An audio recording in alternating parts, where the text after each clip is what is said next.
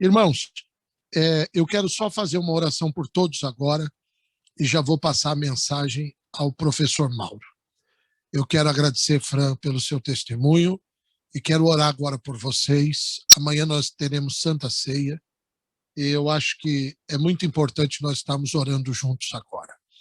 Coloque diante de Deus a sua igreja, a sua vida, seu ministério, sua saúde. Eu quero clamar por cada um de vocês agora e eu tenho certeza que Deus vai nos escutar e vai derramar a sua presença sobre nós e então estaremos prontos para a palavra. O tempo voa, mas nós vamos fazer tudo em bom horário. Vamos orar? Pai querido e Deus eterno, eu te exalto neste dia, eu te agradeço, meu Deus, no nome de Jesus, o teu Filho. Senhor, eu quero te agradecer de todo o meu coração por cada obreiro precioso desta obra, por cada pessoa que tem dedicado o seu tempo, o seu coração, a sua vida, os seus dons, para fazer com que este ministério caminhe em graça, em sabedoria e em amor. Senhor, nós sabemos que ser obreiro não é fácil. Nós sabemos, ó Pai, das guerras, das responsabilidades, que cada um dos nossos pastores, pastoras, missionários, missionárias, cada responsabilidade que nós carregamos, ó Deus, como pais, como mães, como filhos, como obreiros. E eu quero te pedir, ó Deus, em primeiro lugar, que o Senhor traga proteção, que o Senhor dê sabedoria, que o Senhor cubra cada um de nós com teu sangue carmesim. Meu Deus, em nome de Jesus, que o Senhor não permita que o inimigo traga retaliações sobre eles. Mas, ó Deus, que este mês de maio seja mais um mês em que nós estejamos cobertos com este manto e que nós estejamos, ó Pai, revestidos com o teu poder. Senhor, eu tenho sido testemunha de como os teus filhos têm feito com amor o melhor que eles podem. Como as pessoas têm se doado com generosidade na tua obra. E eu te peço, ó Deus, que ainda mais, ó Pai, o Senhor possa capacitar, o Senhor possa, ó Pai, levantar, o Senhor possa usar os nossos filhos espirituais e o Senhor faça deles, ó Deus, uma luz que brilhe no meio das trevas. Senhor, obrigado pelos nossos pastores, não tem sido fácil. Igrejas fechadas, agora reabrimos, 25% da capacidade. Ó Deus, não é fácil. São responsabilidades e mais responsabilidades, mas, ó Deus, nós estamos aqui para erguer a nossa voz e falarmos. Até aqui nos ajudou, Senhor. Obrigado, Deus. Nós sabemos, ó Pai, que sem Ti nós não somos nada, que se não fosse o Senhor Jesus, nós não conseguiríamos manter tudo que nós temos feito. Ó Deus, cada pessoa, cada conexão, cada pessoa que tem aberto o seu coração nesta obra, Pai, é por causa da Tua fidelidade. Então eu te peço, Deus, honra os teus filhos e as tuas filhas. Senhor, eu te peço, protege os nossos obreiros que vão para as ruas, os nossos pastores no ir, no vir. Ó Pai, aonde eles estiverem, que eles sejam cheios do teu Espírito, estejam guardados debaixo das tuas mãos. Ó Deus, que amanhã as nossas mães sejam visitadas nesse Dia das Mães e que nessa Santa Ceia, Pai, mais uma vez, o Senhor se faça presente em cada um dos nossos templos e o Senhor derrame o seu poder e o Senhor realize coisas grandes e poderosas que nós não podemos fazer. É a minha oração em nome de Jesus. Amém. E amém.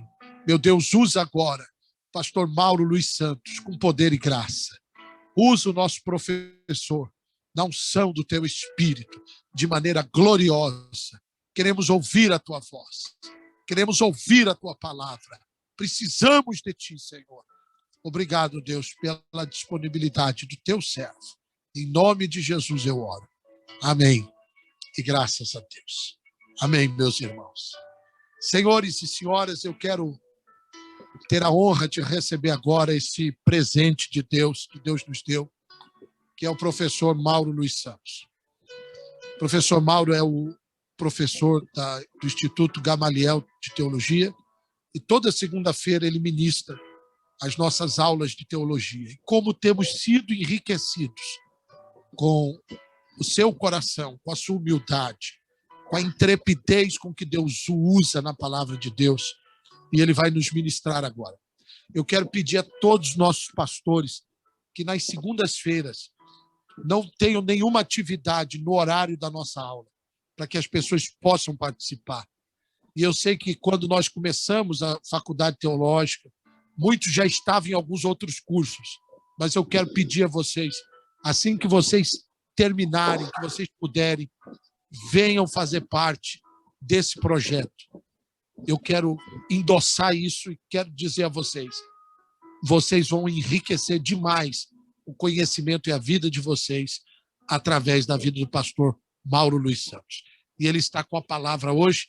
Eu já quero entregar esta palavra para ele, agradecer e dar total liberdade para que ele ministre no tempo que achar necessário. Fique à vontade, professor. É uma honra ter você aqui conosco nessa reunião. Amém. Deus te use poderosamente. Te amamos, te honramos. Amém. E te agradecemos por estar aqui conosco. Boa noite, irmãos. Boa noite a todos. Graça e paz. Paz do Senhor, paz em Cristo. Eu agradeço o convite que o apóstolo André fez a mim e sei que é uma responsabilidade de trazer uma palavra para um grupo tão unido, tão seleto, um grupo espiritual, pessoas que buscam a Deus. Então, é uma responsabilidade que só o Senhor mesmo dando graça a nós. É uma alegria para mim, desde que eu conheci o apóstolo André. E a minha mãe, ela sempre dizia para mim, meu filho, ande sempre com pessoas melhores que você. E desde então eu procuro andar com pessoas muito mais crentes que eu, que oram mais do que a mim, pessoas que vivem uma vida de santidade melhor que a minha, porque perto dessas pessoas eu vou crescer. Eu vou crescer. Também, ouvindo o testemunho da apóstola Fran, eu posso confirmar isso. Ela disse assim, eu vou dar uma coleção. Eu pensei, mas ela me conhece há poucos dias e a coleção chegou aqui em casa. Então, é uma pessoa que a gente percebe que tem liberalidade em seu coração. Que Deus continue derramando graça e muito mais graça sobre a vida dela. Eu quero trazer a vida do apóstolo Paulo para nós nessa noite. E vamos, cada um de nós, quando eu estiver trazendo a narrativa de Paulo, cada um de nós vamos nos enquadrar naquilo em que Paulo estava fazendo ou deixou de fazer. Cada um de nós tem certeza que vamos viajar na vida de Paulo e vamos nos enquadrar dentro do ministério dele. Quero que vocês abram em 2 Timóteo 4, o versículo 6 até o 18. Esse texto aqui é as últimas palavras de Paulo na Bíblia. Eu vou repetir, é as últimas palavras de Paulo que ele deixou na Bíblia escrita. Diz assim: pois quanto a mim, já estou pronto a ser oferecido como vinho derramado no altar em brasa, e o tempo da minha partida está próximo. Porque combati o bom combate, terminei o meu ministério, o meu curso, mas conservei a fé. Desde agora, me está reservada a coroa da justiça, a qual o Senhor, o justo juiz, me dará naquele dia. E não somente a mim, mas também aos que amam a sua aparição. Pois põe diligência em vir ter comigo prontamente, porque Demas me abandonou. Interessante que Demas, queridos, lá em Colossenses, está assim. Paulo chama Demas de cooperador. Em Filemão, ele chama apenas de Demas. E aqui, em 2 Timóteo, Demas abandonou. Marque bem, em Colossenses 4 e 14, Demas, meu cooperador. Passou-se um ano, Paulo escreve a Filemão. Passou um ano. Ele chama Demas apenas de Demas. A palavra cooperador não tem mais. Um ano depois, agora em 2 Timóteo 4 e 10, ele coloca: Demas amou o presente século. Porque Demas me abandonou, amando o presente século, e partiu para Tessalônica. Crescente foi para a Galácia, e Tito foi para a Dalmácia. Somente Lucas está comigo. Toma contigo a João Marcos e traze-o, pois me é útil para o ministério. Quanto a Tíquico, enviei-o a Éfeso. Quando vieres, traz-me a minha capa que deixei em Trode, na casa de Carpo, e os manuscritos, e especialmente os pergaminhos. Alexandre, o fundidor, causou-me muitos males, mas o Senhor lhe pagará conforme os seus feitos. Tu, porém, guarda-te também dele, porque se opôs violentamente às nossas palavras. Na apresentação da minha primeira defesa, nenhum advogado compareceu para me assistir. Antes, todos me abandonaram. Eu oro a Deus para que tal atitude não lhe seja imputada como dívida. Mas o Senhor foi o meu advogado. Permaneceu ao meu lado e me fortaleceu para que, através de mim, a mensagem fosse plenamente proclamada e todos os gentios a ouvissem. Desta maneira eu fui libertado da boca do leão. O meu Senhor me livrará de toda a obra do mal e me preservará, dando-me a vida eterna, pela qual terei entrada no reino celestial. A ele seja a glória para todos sempre. Amém. Essas são as últimas palavras de Paulo na Bíblia. E vocês me dêem licença, porque eu vou voltar nesse texto somente no final da mensagem. Quero apresentar para vocês o apóstolo Paulo. Um homem que andou pela Ásia, Acaia, Europa. Um homem que traz um currículo, um homem que ele se tornou um rabino.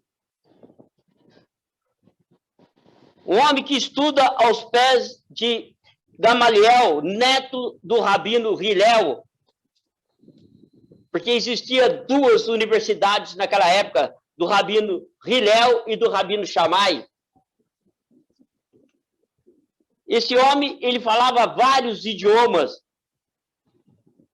Vários idiomas.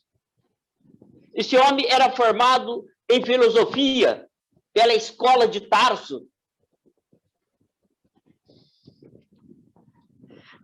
E ele começa em Filipenses, capítulo 3, versículos 5 e 6, dizendo: eu fui circuncidado ao 8º dia. Sou da tribo de Benjamim.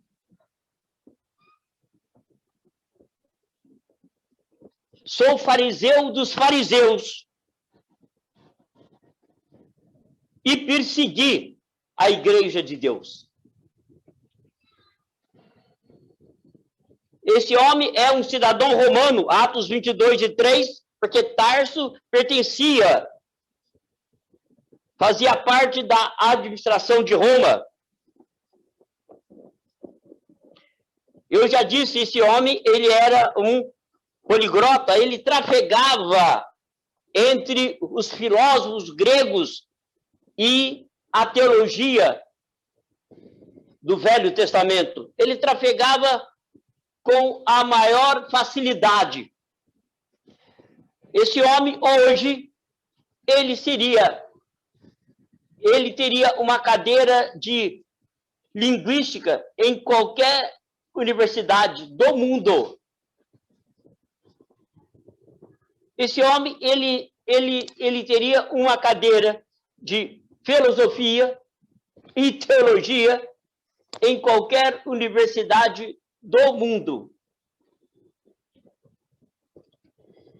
Esse homem está em Jerusalém estudando para ser um rabino. Enquanto Paulo está estudando, Saulo de Tarso está estudando em Jerusalém, quando ele se fortalece os seus conhecimentos aos pés de Gamaliel, surge um outro rabino. Um rabino que não participa da Universidade de Hillel e nem de Shammai, que não participa da Universidade de Gamaliel, neto de Hillel. Esse rabino, ele surge curando, libertando, dando vista aos cegos, paralíticos andando, cidades inteiras vinham até esse homem e todos eram curados, ninguém voltava mais ou menos, todos eram 100% curados. Mortos ressuscitavam, leprosos eram limpos, voltavam limpos para os seus lares, endemoniados, mortos ressuscitavam.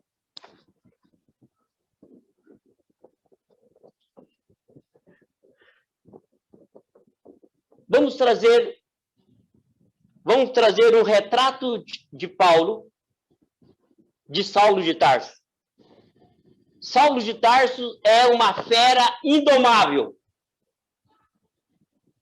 Ele é uma fera indomável.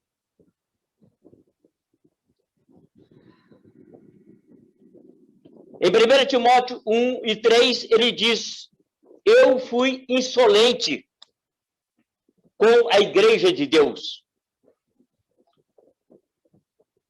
Atos 9:1,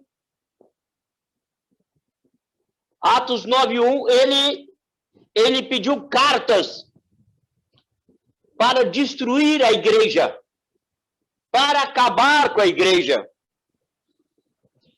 Em 1 Coríntios 15:9, ele mesmo disse: eu sou o menor dos apóstolos, porque eu persegui a igreja do Senhor. Atos 8, capítulo 8, verso 3, diz que ele assolava a igreja, ele entrava nas casas, ele estourava com portas e rebentava tudo. Atos 9 e 21 diz que ele exterminava. Exterminar não é bater. Exterminar não é prender.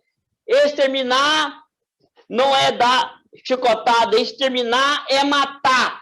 Paulo era um serial killer. Ele era um homem assassino. E não foi só Estevão que ele matou, não. Ele matou dezenas, talvez até centenas de pessoas. Porque ele diz, eu exterminava. Eu a matava. Atos 22 e 4, ele perseguia aquele povo que seguia o caminho. Gálatas 1 e 13 diz que ele devastava a igreja. E ele perseguia esse povo o caminho até a morte. Atos 26 e 9, ele lutava contra o nome de Jesus, porque ele queria chegar no cabeça. Ele queria chegar em Cristo. Atos 26 e 10 diz que ele prendeu muitos em prisões. Não foi só Estevão, muita gente. E Atos 26 e 10 ele diz que quando os matava, ele dava o voto dele. Ora, para votar tinha que pertencer ao Sinédrio. Para pertencer ao Sinédrio, tinha que ser casado. Então, Paulo, ele foi casado. Ele foi. Atos 26 e 11 diz que ele ia nas sinagogas e fazia com que as pessoas negassem a Cristo. Ou você nega, ou eu te bato.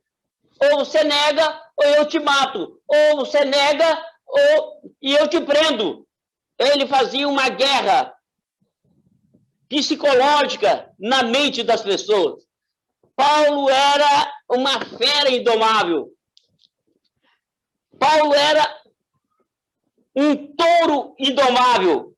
Atos 26 e 14, Jesus falou com ele, duro é para ti, Paulo, recalcitrar contra os seus aguilhões. O que é aguilhão? Quem mora na roça sabe. É um ferro de uma ponta. O boi não quer obedecer. Você cutuca o boi com aquela ponta daquele ferro, debaixo das suas costelas, e ele é obrigado, por causa da dor, obedecer.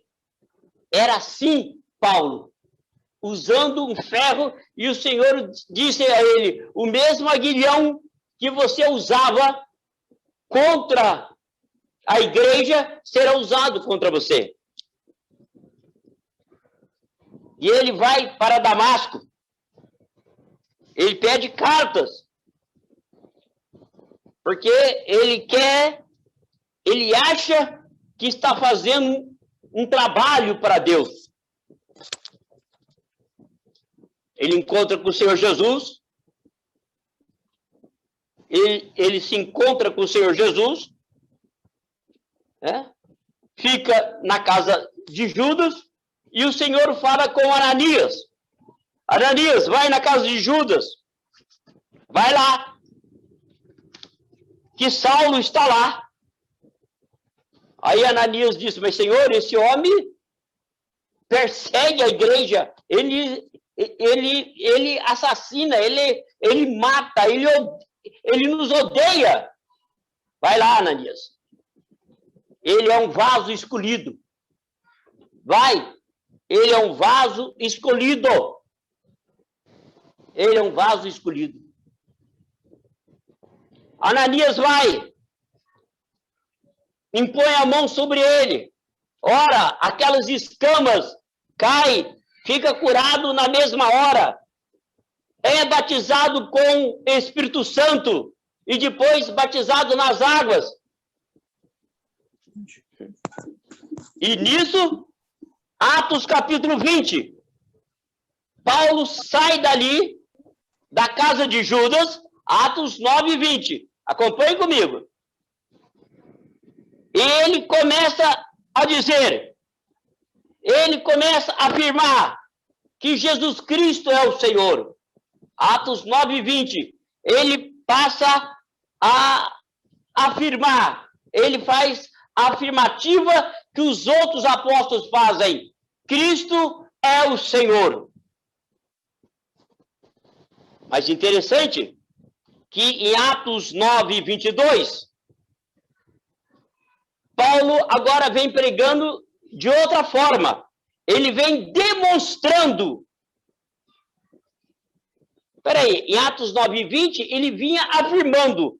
Agora, em Atos 22, ele vem demonstrando. Demonstrando o quê? A palavra demonstrar quer dizer provar com tese. Provar meticulosamente, com detalhes.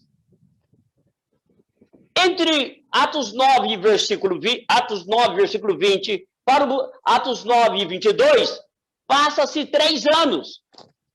Em Atos 9:20, ele afirma, mas ele é levado para o deserto da Arábia, e ele passa 3 anos lá, num seminário intensivo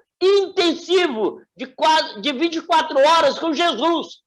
O mesmo 3 anos que Jesus doou para os 12, ensinando. Agora ele vai ser o professor de Paulo, lá no deserto da Arábia.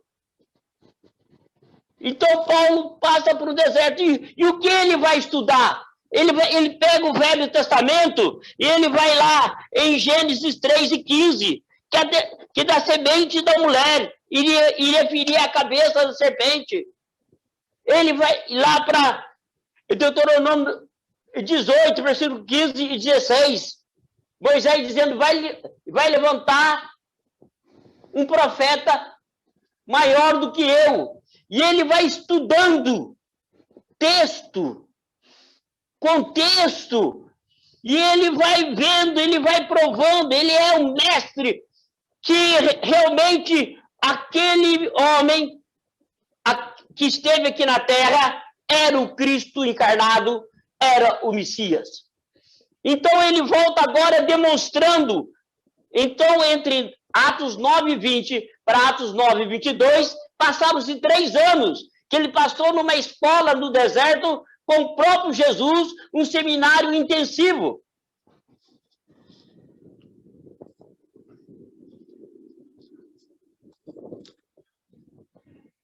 Paulo, em Atos 9:26, ele tem que aprender sobre a nova aliança. Ele não sabia ainda sobre a nova aliança. Por quê? Porque a velha aliança dizia assim: tudo depende de mim. Tudo depende de mim. Mas a nova aliança diz o seguinte: tudo depende de Deus. Tudo depende de Deus. Mas a velha aliança, para a pessoa guardar os 613 mandamentos, dependia do homem. Paulo precisa, ele escreve em 2 Coríntios 3:5 que a suficiência vem do Senhor Deus. A nossa força vem dele. A vida vem dele. Fazemos a nossa parte, é lógico, mas tudo vem da parte dele.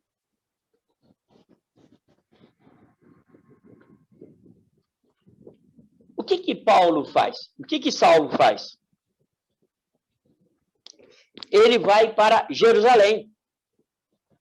Escuta, acompanhe comigo. Ele vai para Jerusalém. Novo convertido, ele vai para Jerusalém. Porque ele pensa, entre todos os crentes, a pessoa mais culta que tinha era ele. Ele é um mestre. Ele é um rabino. Ele conhece a cidade de Jerusalém. Ele conhece o meandro do Sinédrio. Ele conviveu ali. Ele estudou ali. E os apóstolos, quem são?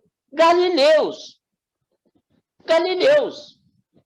Lembra em Atos, quando o povo estava embriagado pelo poder de Deus, alguém disse assim, é galileus, porque era um povo de segunda classe.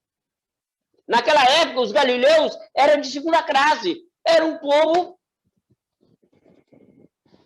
colocado de lado. Um povo, apóstolos, galileu, segunda classe.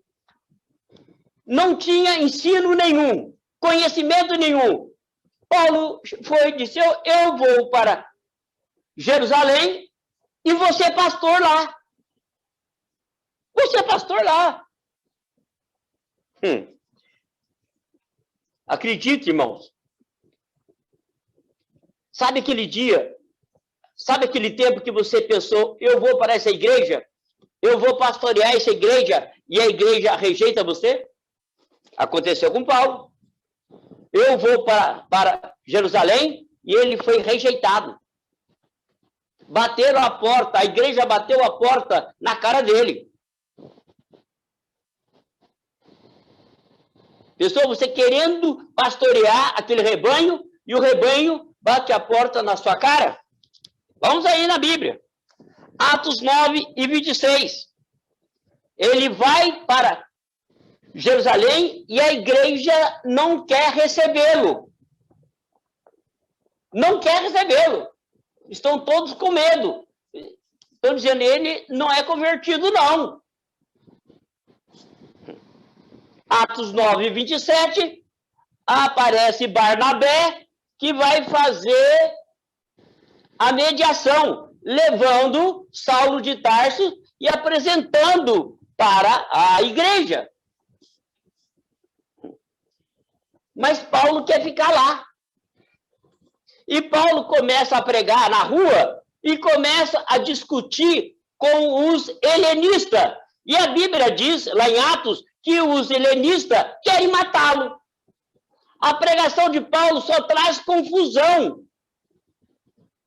em Jerusalém, onde ele quer ser pastor. A igreja se reúne, a igreja de Jerusalém se reúne e diz que não quer Paulo lá, não. Não quer Paulo lá, não. Vamos aí? Atos 22. Abra comigo em Atos 22:17. Atos 22:17. Acompanhe comigo, por favor. Atos 22:17 diz assim: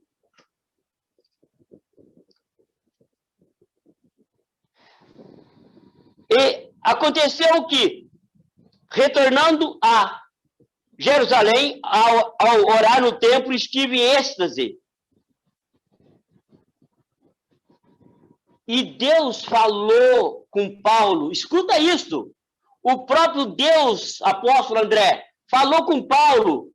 Paulo, não fique em Jerusalém, vai embora. A igreja não queria ele. E o próprio Deus está dizendo, vai embora de Jerusalém. Está aqui, ó, no 18. E vi aquele que me dizia, apressa-te e sai rapidamente de Jerusalém, porque não receberão o teu testemunho acerca de mim. Mas ele vai ainda questionar com Deus. Saulo disse, e eu disse, Senhor, eles sabem que eu encarcerava e flagelava pelas sinagogas aqueles que criam em ti. E quando derramou o sangue de Estevão, fui eu estou com a roupa daqueles que mataram Estevão. Pensa bem, Senhor. Deus está falando para ele sair rapidamente de Jerusalém, e ele está dizendo para Deus pensar. Senhor, pensa bem. O testemunho meu, Senhor, é forte. Eu estudei aqui. Fui rabino aqui. Então, as pessoas... Eu vou ser útil em Jerusalém. Eu vou ser útil. Eu matava, eu flagelava. Estevão morreu aos meus pés. Deus fala para ele, Atos 22 e 21. Saia daí que eu vou te enviar para longe, Saulo. Longe daí. Longe. Saia. Mas Saulo não saiu.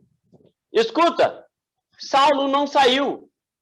O que a igreja fez? A igreja se reuniu e levaram Saulo até Tarso. Ele saiu a reboque. Vamos ler Atos 9 e 30.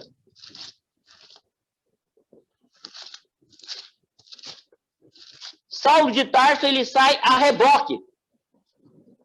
Tá aqui, ó. Eu vou ler Atos 9 e 29. E falava e disputava com os helenistas, mas eles procuravam matá-lo. Então a pregação de Paulo não estava tendo efeito nenhum em Jerusalém. Escuta essa. E quando os irmãos conheceram os seus planos, conduziram-no até Cesareia e dali o enviaram a Tarso. Os irmãos pegaram Saulo pela mão, é como o anjo fez com Ló, lá em Sodoma. Pegou pela mão e tirou ele de Jerusalém. Foi levado a reboque. Porque a igreja não queria ele e o próprio Deus não queria que ele ficasse ali. Mas ele teimou. Teimou. Agora, olha o versículo 31. Assim as igrejas em toda a Judéia, Galiléia e Samaria tinham paz, e eram edificadas e andavam no temor do Senhor e no consolo do Espírito Santo, e ia crescendo. No versículo 30, Paulo é tirado. E quando ele vai embora da igreja em Jerusalém, a igreja passa a ter paz. A igreja passa a ficar cheia do Espírito Santo e a igreja passa a crescer. É duro, hein? Eu já passei por isso. De eu sair e a igreja cresceu. Eu já passei por isso. Não sei se alguém já passou. Quando Paulo sai, a igreja tem paz e a igreja cresce. Eu creio que quando alguém contou para Paulo, Paulo deve ter perguntado para alguém, e a igreja sede, e a igreja em Jerusalém? E Paulo, quando você saiu de lá, não quero falar nada não, mas a igreja passou a ter paz e começou a crescer depois que você saiu.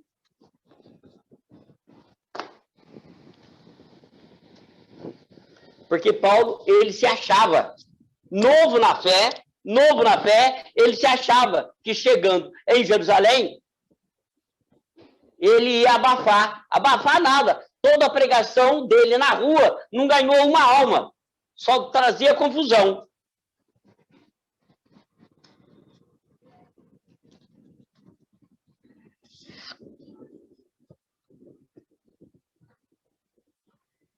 Atos 9 e 30 levaram Saulo de Tarso até Cesareia Marítima, de lá deram a passagem para ele ir para Tarso. Tarsus? Onde fica Tarsus? A cidade onde ele nasceu, a cidade onde ele foi criado. Como ele estava se achando que era o cara, irmãos, o que dá de obreiros hoje pensando que é o cara? Ah, não, agora que eu cheguei, agora que eu vou louvar, até agora não aconteceu nada, mas agora que passou a palavra para mim, agora vai acontecer. Deus falou assim, ô Saulo, eu vou deixar você de molho 10 anos em Tarso. Dá para acreditar que Paulo é a águia do cristianismo? Pastores, apóstolos, missionários. Paulo é a águia do cristianismo. Os crentes de Jerusalém pegam pela sua mão, leva ele, acompanha ele até Cesareia Marítima, paga a passagem dele e manda ele para a cidade dele, para Tarso. Manda ele para lá. Aí Deus falou assim, e você vai ficar lá, Saulo? 10 anos, de molho, no óleo, tá? 10 anos. Dá para acreditar? O homem que escreveu a teologia neotestamentária, o que é neo? O Novo Testamento. Ele fica de banco 10 anos em Tarso. E lá em Tarso tem um pastor. Ele fica debaixo desse pastor, que talvez saiba menos que ele. 10 anos de banco.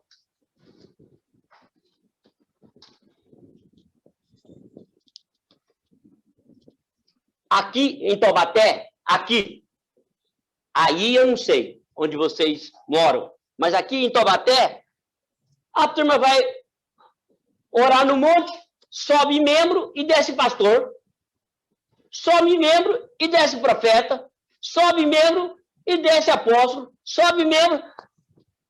Mas que negócio que é isso, gente? Que negócio que é esse? Acompanhe comigo.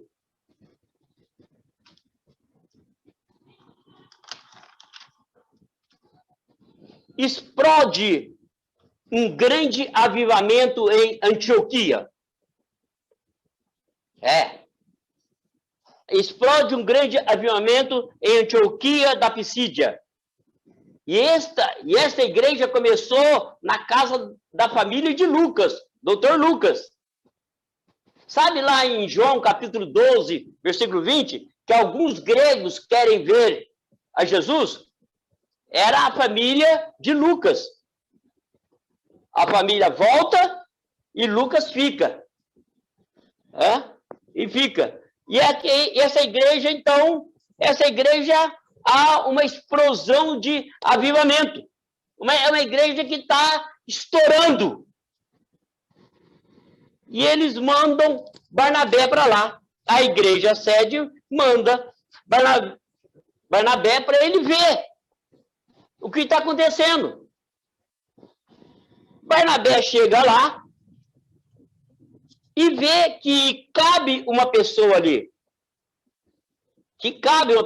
Já passou 10 anos. Que cabe uma pessoa ali, como Saulo de Tarso. Barnabé, ele viaja de Antioquia da Pisídia mais 300 quilômetros. E ele vai até onde está Paulo, fazendo tenda. Debaixo de alguém. Ele não é pastor em Tarso, não. E também não se fala se esses 9 ou 10 anos que Paulo passou em Tarso, quantas almas ele ganhou. Não se fala nada, porque ele não ganhou nada. Barnabé chega lá e disse, Saulo, eu tenho uma igreja que serve para você. Vamos. Ele larga a tenda e volta com Barnabé para Antioquia. Trabalha um ano ali. Eles trabalham. Deixa eu dizer uma coisa. Deixa eu profetizar na sua vida, meu irmão. Tem um Barnabé que vai te buscar, minha irmã. Pode ficar tranquilo que tem um Barnabé que vai buscar você e diz, você encaixa aqui, você encaixa ali, você encaixa aqui. Você vai ter uma mentoria, vai ter um Barnabé na sua vida. Aleluia. Não sei se é homem ou se é mulher, mas vai um Barnabé até Tarso, até onde você está. Aleluia. E Deus vai dizer para você, através do Barnabé, tem uma igreja, tem um lugar tem um momento, aleluia, é agora, louvado seja Deus. Eles trabalham um ano em Antioquia. No final de um ano estão orando, o Espírito Santo diz assim, separai-me a Barnabé, primeiro Barnabé e depois Saulo. Você já foi reserva? Alguma vez? Eu já fui. Separai Barnabé, primeiro Barnabé. Saulo é segundo. Saulo é reserva.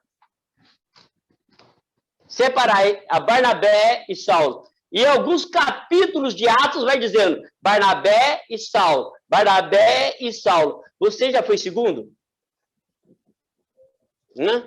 Você já ficou na reserva? É.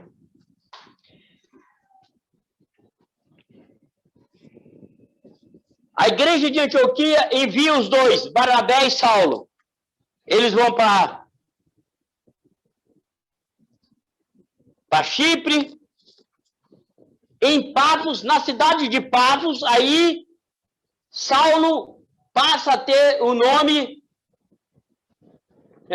passa a ter o nome, a usar o nome de Paulo, em Pafos. Em Salamina, ele fica doente.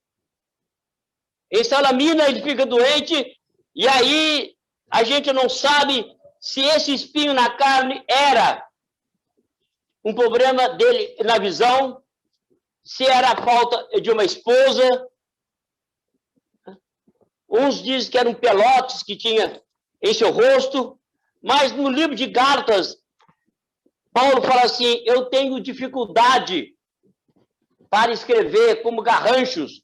Então, uns dizem que era a visão, esse espinho na carne. O doutor Alderi diz que esse espinho na carne era cada vez que Deus usava Paulo e Paulo não dava graças a ele, a Deus, o diabo tinha permissão para esbofeteá-lo. Eu só sei que Paulo pede por 3 vezes e o judeu não ora 3 vezes pela mesma coisa. Quando ele ora, é porque ele não está aguentando mais. E o Senhor diz, a minha graça te basta. Não vou tirar o espinho. A minha graça te basta. Porque o meu poder se aperfeiçoa na fraqueza. Paulo vai para Antioquia da Pisídia, Icônio, Listra, Derbe, e ele diz, com lágrimas e sangue, nós passamos pregando por essa cidade. Atos 14 e 27, ele vai fazer o relatório. A igreja arma a primeira convenção, o primeiro concílio, e ali falou Pedro, Barnabé, falou Paulo, e falou Tiago. Por quê? Porque eles tinham que consertar a doutrina que estava sendo pregada. Porque os apóstolos pregavam uma coisa, Paulo, ele pregava outra. Então, eles tinham que acertar. Se ia pregar sobre sábado, se ia pregar sobre circuncisão, de novo, se ia fazer tudo isso. Então, chegaram a um ponto, chegaram a um denominador comum. Vamos pregar, vocês apenas estejam livres, se afaste da idolatria e de carne sufocada, e preguem. Não tem mais sábado, não tem mais circuncisão, preguem a Cristo. Doutrina e pregação corrigida. Então, vamos à obra. Quando o concílio acaba, Barnabé chega em Paulo e diz, que concílio Maravilhoso, hein, Paulo? Maravilhoso, maravilhoso. Nós vamos pregar agora com liberdade, porque a gente estava em dúvida. Você pregava sobre sábado, circuncisão, agora que o concílio agora deu essa liberdade, agora estamos livres. Então, vamos lá. Aí Barnabé disse, mas eu queria levar o meu primo João Marcos. E em Chipre e Papos, nessa primeira viagem, João Marcos, ele voltou. Ele voltou. Aí Barnabé queria levar, Paulo disse, não, na primeira viagem, lá em Papos e Salamina, ele voltou, não quero ele junto de nós, não. Ah, mas eu queria levar, não. E Paulo disse, não. O que acontece? Barnabé e João Marcos vão para Chipre, né? E Paulo pega Silas e vão para... Mesmo na carnalidade, Deus ainda tem o seu propósito. Carnalidade. De Paulo, Barnabé, Paulo. Mais de Paulo. Porque nós lemos em Atos não, 2 Timóteo 4, que ele manda trazer João Marcos. Isso já se passou, de Atos capítulo 15, já passou 20 anos. Quer dizer que João Marcos agora é útil. Então, mas mesmo assim, Deus usou, colocou o seu propósito. Ia sair uma caravana. Paulo, Barnabé, Silas e, no caso, João Marcos. Uma caravana para uma cidade. Agora sai duas caravanas. Sai Paulo e Silas para um lado e sai Barnabé e João Marcos para o outro lado. Quem ganhou? A missão. A missão de Deus. Então tem carnalidade dentro da igreja que muitas vezes, entende, a gente vê assim, mas Deus entra e conserta aquela carnalidade que foi feita por nós, né? Aquele debate entre nós, quem prega melhor, quem prega isso, quem prega aquilo. E aí, Deus coloca as suas mãos, né? Vamos lá. Barnabé e Marcos vão para Chipre, pregar a palavra, e Paulo e Silas vão para outras regiões. De Antioquia, ele escreve a sua carta aos Gálatas. De Antioquia da Pisídia, ele escreve a sua primeira carta aos Gálatas. E eles querem ir para a Ásia. Eles querem entrar na Ásia. Mas Deus impede Paulo. Impede. Ele tem um sonho ou uma visão de um varão dizendo, passa a Macedônia, venha para o Ocidente, passa a Macedônia, venha para a Europa. E graças a Deus que ele ouviu a voz do Senhor, porque o evangelho chegou até nós, irmãos, porque Paulo foi para a Europa, para a Macedônia, ele foi para o Ocidente. Senão não teria, ou teria, mas teria chegado muito tarde para nós o evangelho. Mas Paulo foi, ele queria ir mais para o Oriente, mas Deus colocou essa visão dizendo, passa para a Europa, ajuda-nos. E o evangelho chegou até nós.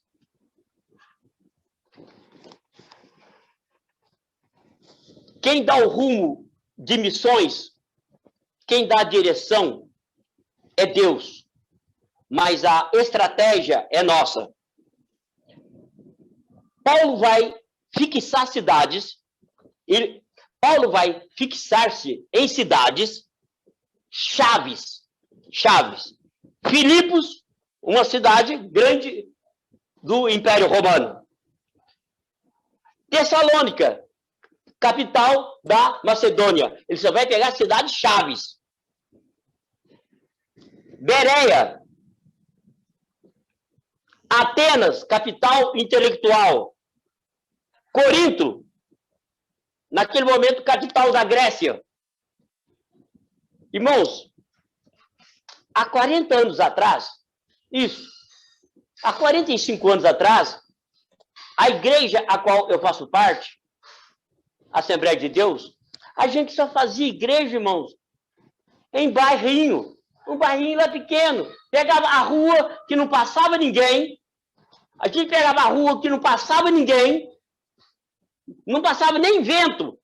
Aí comprava um terreninho lá e colocava um obreiro lá, um presbítero, um diácono, e ficava lá, ele, a família dos dois, cantando 10, 15, 20 anos, até aquele bairro melhorar, e habitante para lá, aí para a igreja crescer. Não, Paulo, ele não montou igreja, ele não se fixou em bairrinho, ele se fixou nos grandes centros, porque daqui eu montando a igreja, no grande centro, aí eu atinjo a todo o bairro, eu atinjo a toda a cidade. Mas se você começar lá naquele bairrinho, lá naquela rua que não passa ninguém, você não vai atingir a cidade nunca. Ou pode atingir, mas vai levar 80 anos para atingir. Então, começa onde passa bastante gente, onde tem o movimento, começa ali. E é isso. Deus inspira, Deus dá direção para fazermos missões, mas temos que... A estratégia é nossa. Paulo só fixava igrejas, ele só ficava em cidades estratégicas.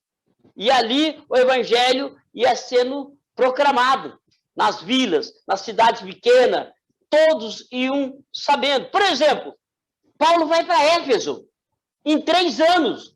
Sabe quantos membros tinha a igreja de Éfeso? 720 mil pessoas. 700, tinha 423 presbíteros ou pastores para tomar conta da igreja.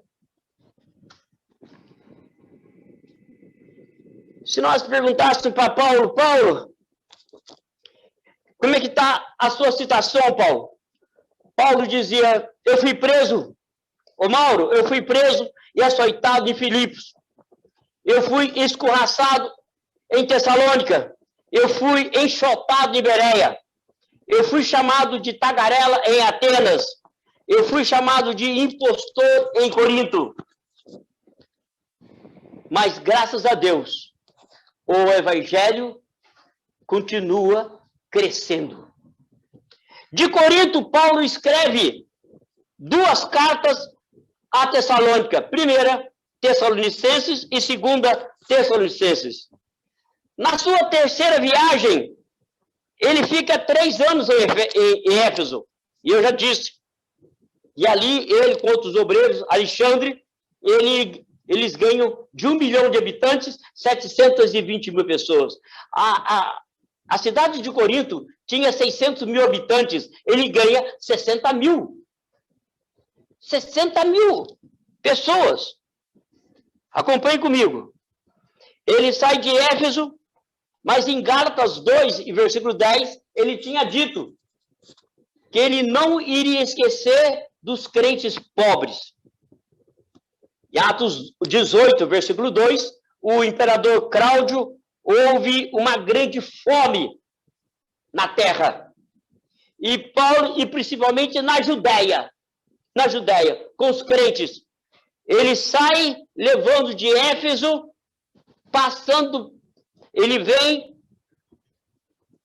de Corinto, da Macedônia, passa por Éfeso, levando uma oferta que precisou de centenas de obreiros acompanhá-lo até Jerusalém, levando uma oferta para os crentes, para o povo que estava com fome.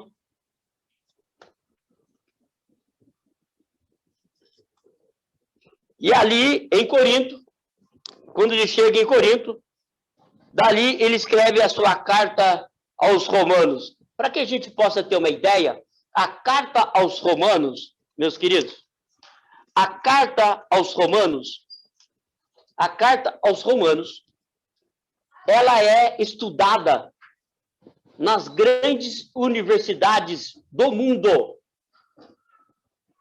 Quando vai se falar em direito, estudar direito em qualquer universidade da Europa ou Estados Unidos, a carta aos romanos foi escrita no direito romano.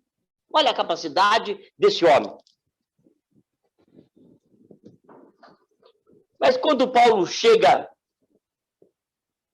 em Jerusalém, ele é preso. Ele é preso e ele fica na fortaleza de Antônia. A fortaleza de Antônia fica atrás do templo de Herodes. E naquela noite, Deus aparece para Paulo na prisão de Antônia e diz para Paulo que ele vai ser testemunha entre príncipes, ele vai testemunhar da sua palavra na frente de príncipes e de reis. Um sobrinho, a sua irmã mora em Jerusalém, um sobrinho dele fica sabendo que tem 40 homens que estão fazendo jejum para matar Paulo. Eles não iam comer enquanto não matasse Paulo. Esse sobrinho consegue falar com o comandante e à noite Paulo é levado de Jerusalém para Cesareia Marítima por 470 soldados à noite, porque tinha 40 homens que estavam jurando Paulo de morte. Paulo quer ir para Roma. Aguenta um pouquinho só, tá, irmãos? Mais uns minutos. Paulo quer ir para Roma. Ele está em Cesareia, passa 2 anos ali. O Sinédrio, em Jerusalém, contrata um advogado chamado Tértulo, ou Terto, é a mesma coisa, para combater, para acusar Paulo. Mas Paulo tinha apelado para ser julgado por César em Roma. E ele vai para Roma. Paulo já queria ir para Roma já faz tempo. E agora Deus atende, dizendo, você vai para Roma, Paulo. Só que Paulo vai para Roma não do jeito que ele queria, livre, solto. Ele vai algemado. Ele chega preso e algemado. E também ele fica 2 anos preso. Nessa primeira prisão, 2 anos preso em Roma. Ele aluga uma casa, tem soldados romanos, mas escute bem. Nessa prisão que Paulo está, na casa dele, que ele aluga em Roma, ele escreve Éfeso, ele escreve Filemão, ele escreve Colossenses, ele escreve Filipenses. Se ele não tivesse preso, nós não teríamos essas cartas maravilhosas de Éfeso, Filipenses, Colossenses e Filemão. Não teríamos, porque era um homem que não parava. Mas Paulo parado deu essas 4 cartas enquanto ele estava preso. Acompanhe. A guarda pretoriana de César era 16 mil soldados. 16. Paulo evangelizou os 16 mil soldados. Por isso que a Bíblia diz, até na casa de César. Os crentes da casa de César, do palácio de César, mandam saudações. A história diz que mais de 80% desses 16 mil se converteram. Enquanto ele esteve preso, os 2 anos em Roma. Paulo vai falar em Filipenses 1:12 que tudo que está acontecendo com ele está contribuindo para o crescimento do evangelho. O que, Paulo? Paulo ele vai dizer para nós, eu fui esquecido em Tarso. Eu fui perseguido em Damasco. Eu fui preso e açoitado em Filipos. Eu fui rejeitado em Jerusalém. Eu fui apedrejado em Listra. Eu fui escorraçado em Tessalônica. Fui chamado de tagarela em Atenas. Eu fui enxotado em Bereia. Enfrentei um naufrágio. Fui picado por uma cobra. E em Malta, e cheguei preso em Roma. Mas tudo isso, Paulo diz, mas todas essas lutas e tribulações têm ajudado a crescer o evangelho.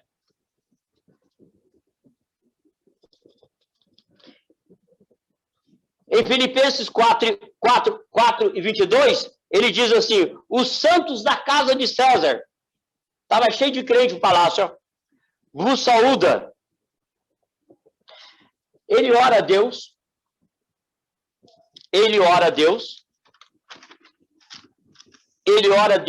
para que Deus liberte daquela prisão.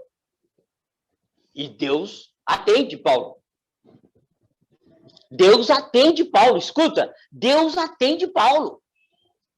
Ele ora para sair da prisão, Deus diz, não, eu vou te atender, eu vou te livrar.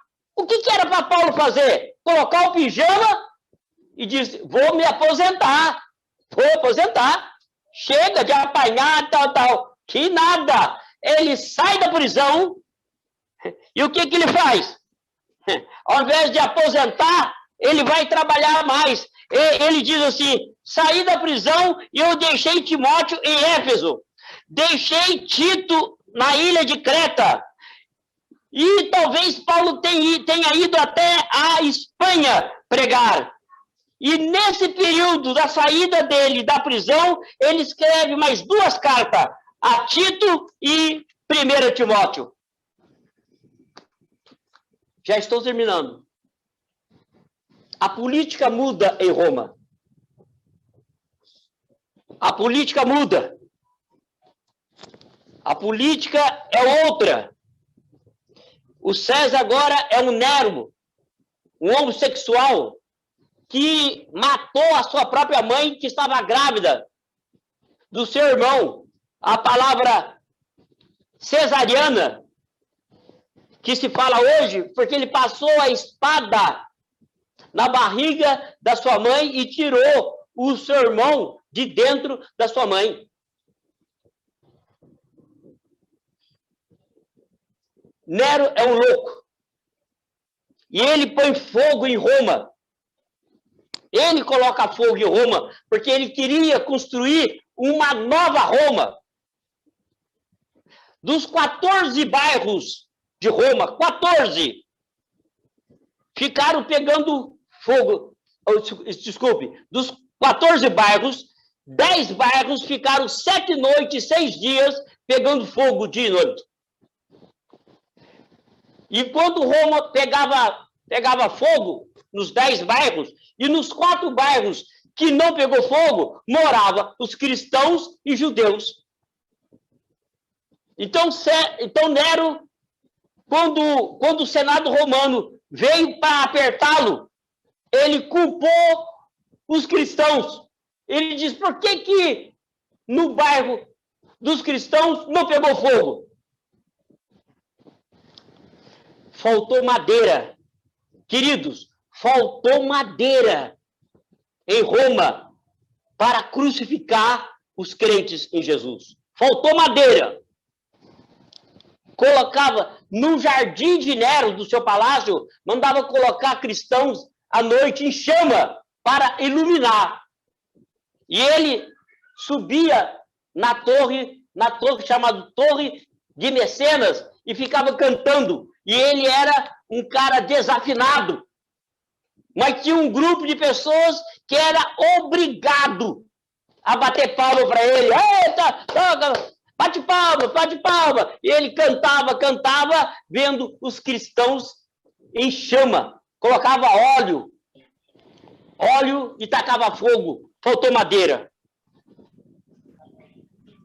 Paulo, estou terminando. Paulo está solto. Ele vai para a cidade de Troade. na casa do irmão Carpo. Tudo indica que esse Alexandre, o latoeiro, fundidor de Latão, foi que entregou Paulo. Por quê? Roma está em chama. Os cristãos estão sendo queimados. E quem é o cabeça desses cristãos? Paulo de Tarso. Paulo de Tarso. É o homem que comanda esse povo. Então, procura-se Paulo de Tarso.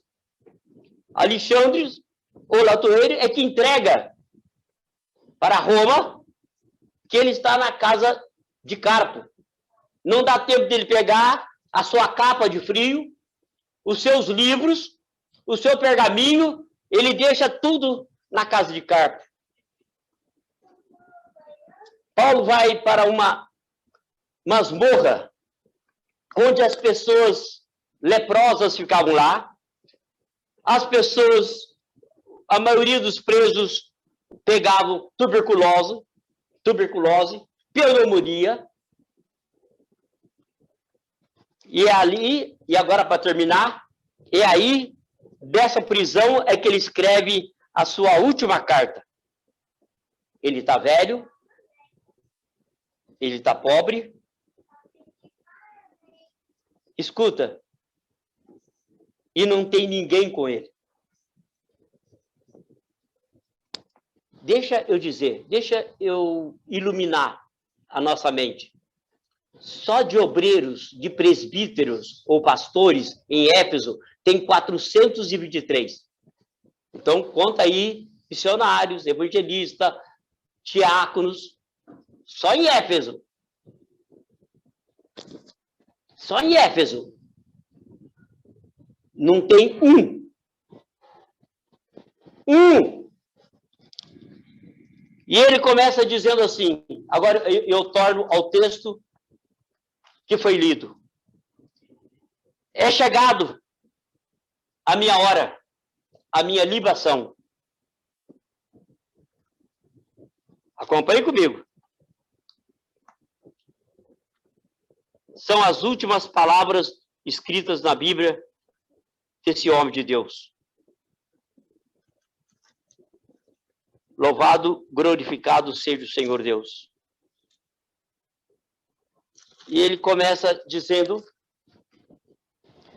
pois quanto a mim, já estou pronto a ser oferecido como libação, para derramar o meu sangue no altar em brasa, e o tempo da minha partida está próximo.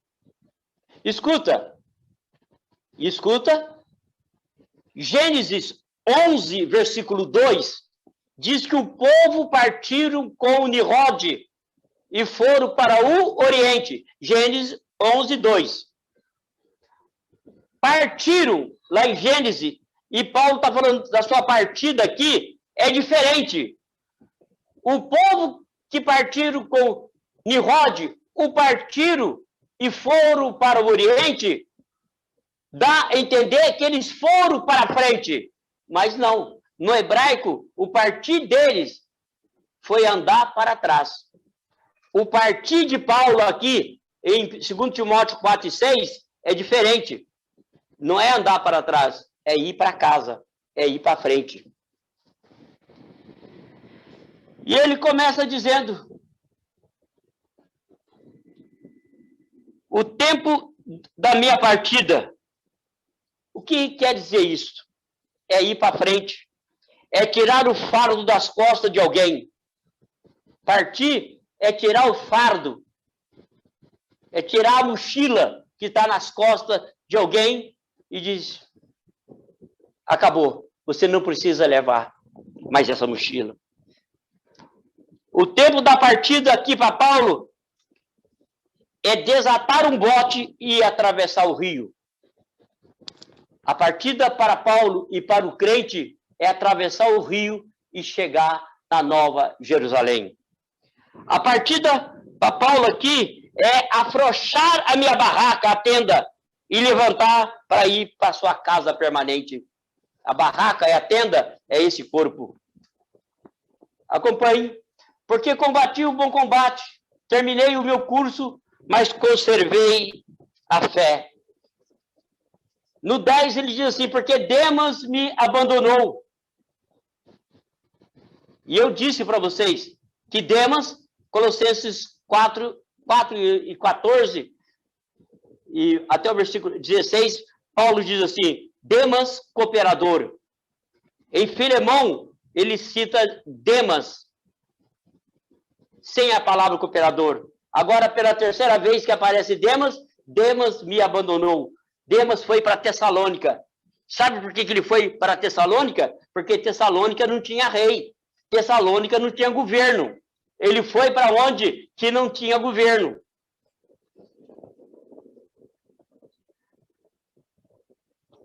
Somente Lucas está comigo.